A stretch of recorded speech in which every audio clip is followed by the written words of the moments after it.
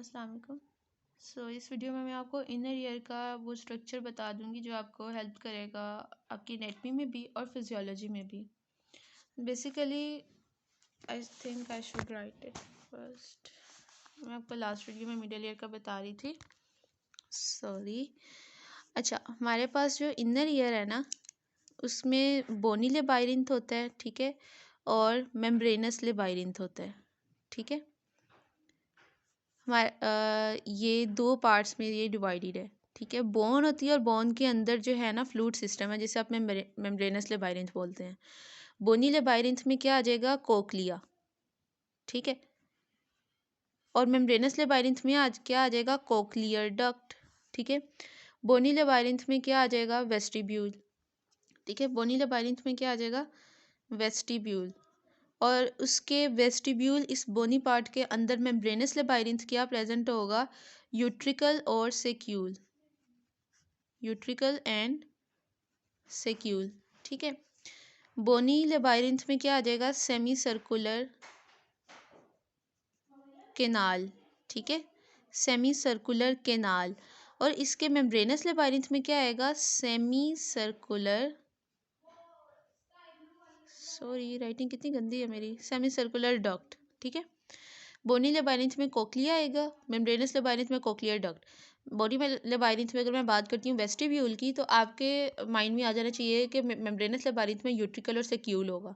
बोनी लेबाइरिंथ में मैं बात करती हूँ सेमी सर्कुलर केनाल की, तो आपके माइंड में आ जाना चाहिए कि सेमी सर्कुलर डक्ट का जिक्र जो है वो मेम्ब्रेनस लेबाइरिंथ में किया जाएगा।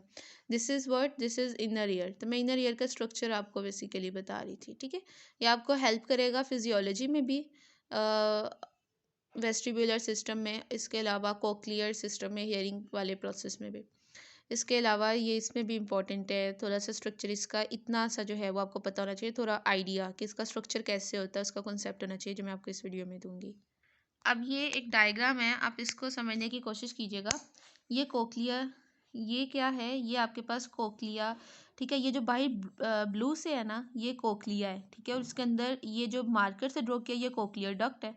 मैं बोन के अंदर क्या है? मैं फ्लूइड सिस्टम है, ठीक है, जिससे आप मेम्ब्रेनस लेबाइरिंथ बोल रहे हो। बोनी लेबाइरिंथ के अंदर मेम्ब्रेनस लेबाइरिंथ प्रेजेंट होता है, जैसे मैंने आपको पहले बताया। तो ये कोक्लिया, कोक्लियर के अंदर कोक्लियर डक्ट। उसके बाद ये जो बॉक्स है, ये वाला बॉक्स, ठीक है, ये वेस्टिब्यूल है। बोनी लेबाइरिंथ, इसके अंदर मेम्ब्रेनस लेबाइरिंथ क्या है? एस सेक्यूल आगे और पीछे यूट्रिकल। कोक्लियर डक्ट आके ओपन होती है सेक्यूल में। उसके बाद यूट्रिकल, यूट्रिकल जो है इसमें क्या है? ये 3 सेमी सर्कुलर डक्ट्स हैं। लेटरल सेमी सर्कुलर डक्ट यूं है, फिर उसके ये इसकी 2 अपनी ओपनिंग होती हैं, ठीक है। इसके अलावा एंटीरियर और पोस्टीरियर सेमी सर्कुलर डक्ट्स जो हैं, इसकी एक ओपनिंग कॉमन होती है। देखिए यहाँ से मिलकर ये कॉमन ओपनिंग ओपन, और ये सेमी सर्कुलर डक्ट्स ओपन होती हैं यूट्रिकल में, ठीक है। कोक्लियर डक्ट ओपन होती है सेक्यूल में, और उसके पीछे यूट्रिकल और सेमी सर्कुलर डक्ट्स ओपन होती है यूट्रिकल में।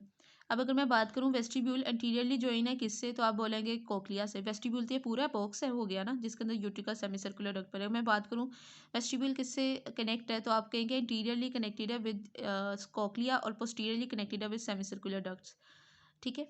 तो ये इस तरह से अगर मैं बात करूँ सेमी सर्कुलर डक्ट्स किस में ओपन होती हैं, तो यू विल से कि यूट्रिकल में। अगर मैं बात करूँ या मैं ये पूछूँ कि कोक्लियर डक्ट किस में ओपन होती है, यू विल से इन सेक्यूल, ठीक है। बाद मैं आपको बेसिकली ये हेल्प कर रही हूँ कि आपको ये शॉर्ट वीडियो जो है ना, आपको बुक आप रीड करोगे तो आपको सारी चीज़ें बड़ी अच्छे से समझ आ जाएंगी कि ये स्ट्रक्चर है, ये एनाटमी है। अब ये जो आपके पास कोक्लियर डक्ट है ना, जो इतनी मैंने आपको गोल से दिखाई थी, ये देखें, ये जो कोक्लिया के अंदर कोक्लियर डक्ट दिखाई थी मैंने आपको, इस डक्ट को अगर आप देखना चाहें ये अंदर से कैसी है, तो ये अंदर से ये डक्ट एक डक्ट नहीं है, इसके अंदर 3 पाइप हैं। ये एक पाइप है, ठीक है, ये एक पाइप यूं, ठीक है, ये एक पाइप यूं जा रहा है। इस पाइप के अंदर जो आगे जा रहा है, तीन तीन और पाइप हैं, ठीक है। 3 डिवीजन में इसको पाइप को मैंने डिवाइड किया हुआ है, 3 कैटेगरीज बनाई हुई हैं, ठीक है। उस पाइप के अंदर यूं समझ लें कि 3 में मैंने इसको यूं किया हुआ है। ये पाइप जो है ना, ये आगे यूं जा रहा है, ठीक है। ये 3 इसमें कैटेगरीज हैं, एक ऊपर एक नीचे और ये। अब जो इसमें ऊपर वाला कंपार्टमेंट है, इसे बोलते हैं स्केला वेस्टिबुलाe।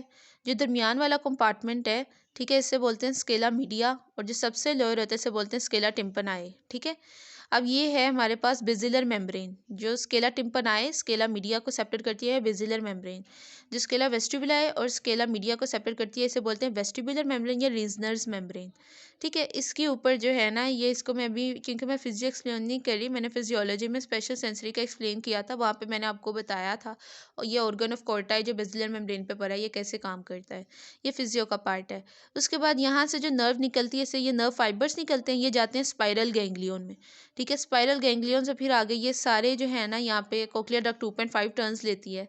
ठीक है, तो ये फिर बनती है कोक्लियर नर्व। या कोक्लियर नर्व फिर आगे आपके ब्रेन तक जाएगी और आप हेयरिंग का जो सारा सिस्टम है, ठीक है, वो मैकेनिज्म के थ्रू आप सुन पाओगे। हुआ क्या था, ये ईयर, हाँ, एक्सटर्नल ईयर, ठीक है, एक्सटर्नल ऑडिटरी, एक्सटर्नल अकाउस्टिक मीएटस, वहाँ से ऑडिटरी ये ड्रम, टिम्पैनिक मेम्ब्रेन हिला, फिर मैलियस इंकल स्टेप्स। उसके बाद स्टेप्स लगी थी ओवल विंडो पे, जो मैंने आपको मिडिल ईयर में बताया। ओवल विंडो से फ्लूइड हिला।